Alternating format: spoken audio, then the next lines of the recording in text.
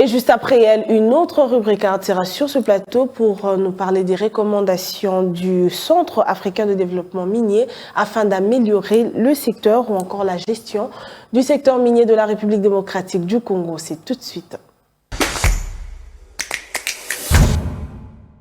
Déborah, bienvenue. Merci Judith. Aujourd'hui, pour le camp du dossier, on va s'attarder sur les différentes recommandations pour une meilleure gestion du secteur minier. Mais pour commencer, dites-nous déjà comment se présente ce secteur en République démocratique du Congo actuellement.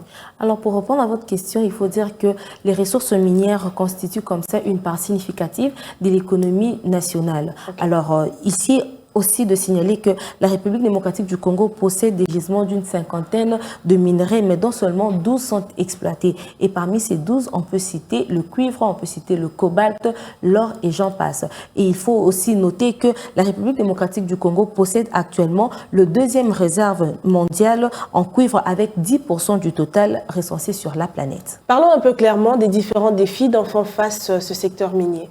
Alors, en ce qui concerne les défis, on peut citer entre autres l'absence d'une bonne politique de financement des activités d'exploration. On peut également épingler comme ça la non-actualisation des documents géologiques ainsi que l'absence d'une certification des réserves minérales du pays. Mais il faut quand même mettre un accent pour signaler que depuis 2020, le secteur minier représente 47% du produit intérieur brut et génère de ces faits 95% des exportations. Alors, évoluons avec vous, Déborah, toujours dans la même thématique. Pouvez-vous nous fixer sur l'observation faite en ce qui concerne la gestion durable des ressources minérales de la République démocratique du Congo?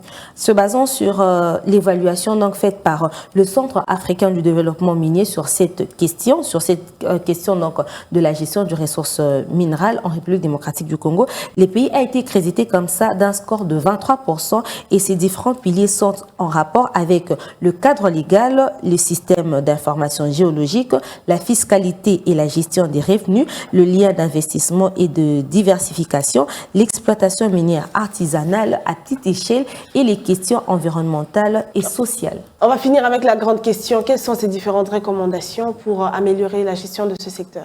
Alors, ces recommandations émanent comme ça de cette évaluation qui a été faite par le Centre africain du développement minier. Il y en a comme ça 15, mais nous allons citer que quelques-unes, notamment ratifier la vision minière africaine et ses outils de mise en œuvre, mettre en place un cadre institutionnel de coordination, d'élaboration et de mise en œuvre de la vision minière africaine, assurer la formation continue et la mise à niveau des agents des services spécialisés du secteur minier en vue de garantir l'application effective des politiques et des lois, créer un environnement propice aux investissements privés dans l'exploitation minière, créer également un environnement favorable en vue d'optimiser les liens latéraux en amont et en aval de l'industrie, y compris le développement des infrastructures énergétiques, transports et communications, assainir le climat des affaires en vue d'attirer les investissements responsables dans le secteur minier, réévaluer l'impact du régime fiscal sur le développement du secteur minier, définir comme ça une politique de gestion des minéraux de la transmission verte.